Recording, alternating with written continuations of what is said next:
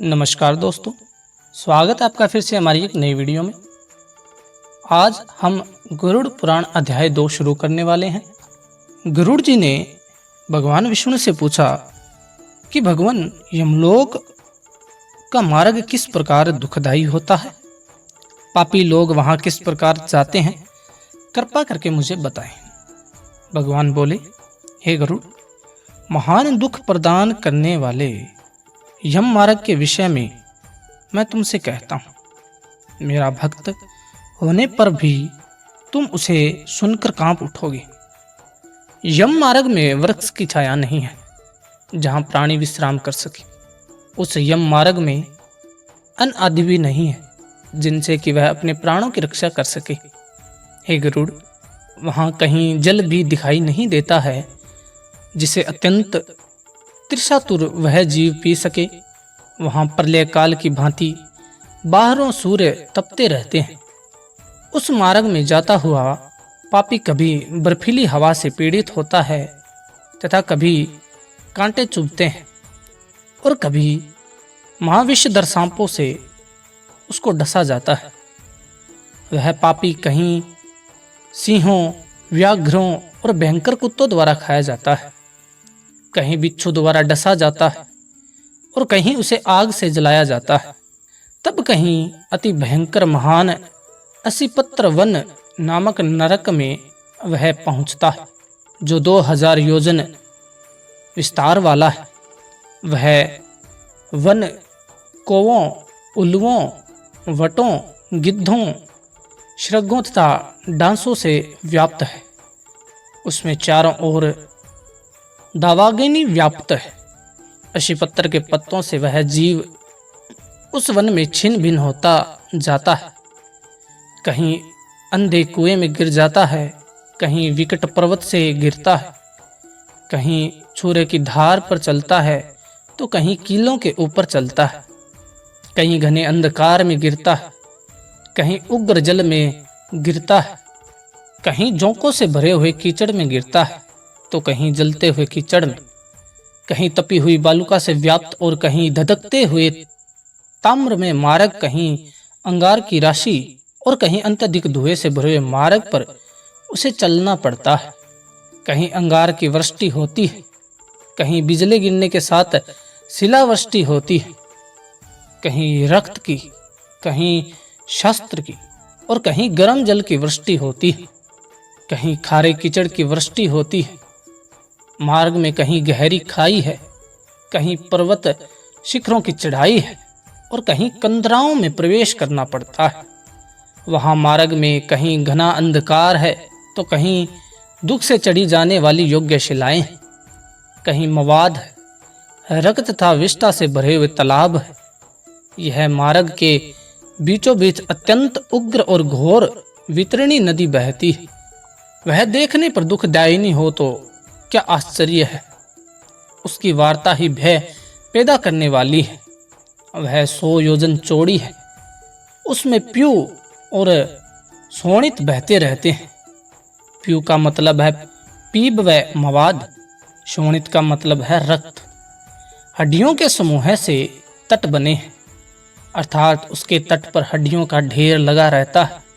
मांस और रक्त के कीचड़ वाली वह नदी दुख से पार की जाने वाली है, अतः गहरी, पापियों द्वारा दुख पूर्वक पार की जाने वाली यह नदी केश रूपी सेवार से भरी हुई होने के कारण दुर्गम है।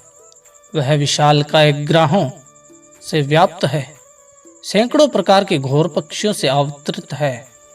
हे गरुड़, आए हुए पापी को देखकर वह नदी ज्वाला और धूम से भरकर कड़ाहे में रखे घृत की भांति खोलने लगती है। वह नदी सुई के समान मुख वाली भयानक कीड़ों से चारों ओर व्याप्त है। वज्र के समान चोंच वाले बड़े बड़े गिद्ध एवं कौवे से घिरी है। वह नदी शिशुमार, मगर, जोंक, मछली, कछुए तथा अन्य मांस भक्षी जलचर जीवों से भरी पड़ी है। उसके प्रवाह में गिरे हुए बहुत से पापी रोते चिल्लाते हैं, हे भाई, हे पुत्र, हे तात, इस प्रकार कहते हुए बार बार विलाप करते रहते हैं। भूख और प्यास से व्याकुल होकर पापी जीव रक्त का पान करते हैं। वह नदी झागपूर्ण रक्त के प्रवाह से व्याप्त है। महाघोर अत्यंत गर्जना करने वाली, देखने में दुख पैदा करने वाली तथा भयावह है। उसके दर्शन मात्र से ही पापी चेतना शून्य हो जाता है। बहुत से बिच्छू तथा काले सर्पों से व्याप्त उस नदी के बीच में गिरे हुए पापियों की रक्षा करने वाला कोई नहीं है। उसके सैकड़ों हजारों भंवरों में पड़कर पापी पाताल में चले जाते हैं। क्षण भर पाताल में रहते हैं और एक क्षण में ही उसे ऊपर चले आते हैं। हे गरुड़, वह नदी पापियों के गिरने के लिए ही बनाई गई है। उसका पार नहीं दिखता। वह अत्यंत दुखपूर्वक तैरने योग्य तथा बहुत दुख देने वाली है। इस प्रकार बहुत प्रकार के कलेशों से व्याप्त अत्यंत दुखप्रद यम मार्ग में रोते चिल्लाते हुए दुखी पापी जाते हैं। कुछ पापी पाश में बंधे होते हैं और कुछ अंकुश में फंसाकर खींचे जाते हैं और कुछ शस्त्र के अग्र भाग से पीठ में छेदते हुए ले जाए जाते हैं। कुछ नाक के अग्र भाग में लगे हुए पाश से और कुछ कान में लगे हुए पास से खींचे जाते हैं। कुछ काल पास से खींचे जाते हैं और कुछ कौओं से खींचे जाते हैं। वे पापी गर्दन, हाथ तथा पैर में जंजीर से बंधे हुए तथा अपनी पीठ पर लोहे के भार को ढोते हुए मार्ग पर चलते हैं। अत्यंत घोर यमदूतों के द्वारा मुद्रों से पीटे हुए वे मुख से रक्त वमन करते हुए तथा वमन किए हुए रक्त को पुनः पीते हुए जाते हैं। उस समय अपने दुष्कर्मों को सोचते हुए प्राणी अत्यंत ग्लानि का अनुभव करते हैं तथा अतीव दुखित होकर यमलोक को जाते हैं। इस प्रकार यम मार्ग में जाता हुआ वह मंदबुद्धि का प्राणी हे पुत्र, हा पुत्र, इस प्रकार पुत्र और पुत्रों को पुकारते हुए हाय हाय इस प्रकार विलाप करते हुए पश्चाताप की ज्वाला से जलता रहता है। वह विचार करता है कि महान पुण्य के संबंध में मनुष्य जन्म प्राप्त होता है। उसे प्राप्त कर भी मैं धर्माचरण नहीं किया। यह मैंने क्या किया? मैंने दान दिया नहीं, अग्नि में हवन किया नहीं, तपस्या की नहीं, देवताओं की पूजा की नहीं, विधि विधान से तीर्थ सेवा की नहीं। अतः हे जीव, जो तुमने किया है उसी का फल भोगना पड़ रहा है। तुमने ब्राह्मणों की पूजा की नहीं, देव नदी गंगा का सहारा लिया नहीं, सत्य पुरुषों की सेवा की नहीं, कभी भी दूसरे का उपकार किया नहीं।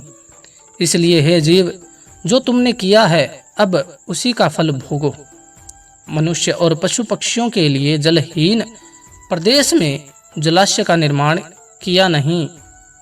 गौवों और ब्राह्मणों की आजीविका के लिए थोड़ा सा प्रयास किया नहीं। इसलिए हे देही, तुमने जो किया है उसी से अपना निर्वहन करो।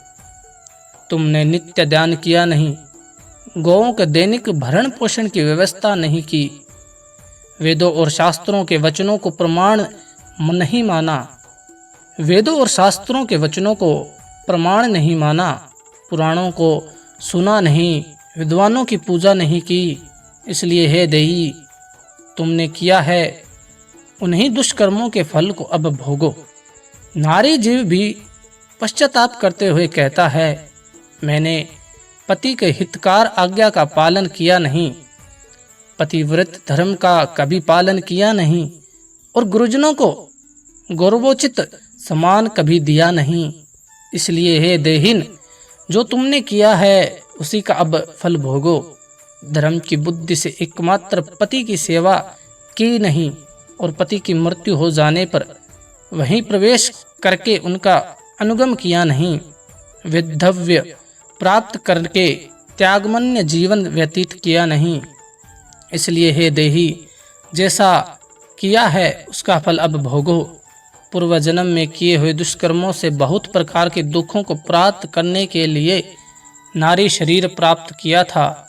इस तरह बहुत प्रकार से विलाप करके पूर्व देह का स्मरण करते हुए मेरा मानव जन्म शरीर कहाँ चला गया, इस प्रकार चिल्लाता हुआ वह यम मार्ग में चलता रहता है। इस प्रकार 17 दिन तक अकेले वायु वेग से चलते हुए 18वें दिन वह प्रेत सौम्यपुर में जाता है। उस रमणीय श्रेष्ठ सौम्यपुर में प्रेतों का महान गण रहता है। वहाँ पुष्प भद्रा नदी और अत्यंत प्रिय देखने वाले वटवृक्ष हैं। उस पुर में यमदूतों के द्वारा उसे विश्राम कराया जाता है। वहाँ दुखी होकर वह स्त्री पुत्रों के द्वारा प्राप्त सुखों का स्मरण करता है। वह अपने धन भृत्य और पुत्र आदि के विषय में जब सोचने लगता है तो वहाँ रहने वाले यम के किंकर उससे इस प्रकार कहते हैं, धन कहाँ है, पुत्र कहाँ है, पत्नी कहाँ है, मित्र कहाँ है, बंधु बांधव कहाँ है। हे मूर्ख, जीव अपने कर्मोपार्जित फल को ही भोगता है, इसलिए सुदीर्घ काल तक इस यम मार्ग पर चलो। हे परलोक के राही, तू यह जानता है कि राहगीर का बल और सबल पाथेय ही होता है, जिसके लिए तुमने प्रयास तो किया नहीं। तू यह भी नहीं जानता था कि तुमने निश्चित ही उस मार्ग पर चलना है। उस रास्ते पर कोई भी लेन देन हो नहीं सकता। यह मार्ग के बालकों को भी विदित रहता है। हे मनुष्य, क्या तुमने इसे सुना नहीं था? क्या तुमने ब्राह्मणों के मुख से पुराणों के वचन सुने नहीं थे? इस प्रकार कहकर मुग्धरों से पीटा जाता है। वह जीव गिरते पड़ते दौड़ते हुए बलपूर्वक पाशों से खींचा जाता है। यहाँ स्नेह अथवा कृपा के कारण पुत्र पौत्रों द्वारा दिए हुए मानसिक पिंड को खाता है। उसके बाद वह जीव सौरीपुर के प्रस्थान करता है। उस सौरीपुर में काल के रूप को धारण करने वाला जगम नामक राजा रहता है। उसे देखकर वह जीव भयभीत होकर विश्राम करना चाहता है। उस पुर में गया हुआ वह जीव अपने स्वजनों के द्वारा दिए हुए त्रिपक्षी अन्न जल को खाकर उस पुर को पार करता है।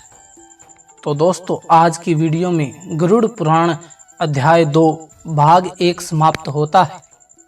मिलते हैं अगले भाग में।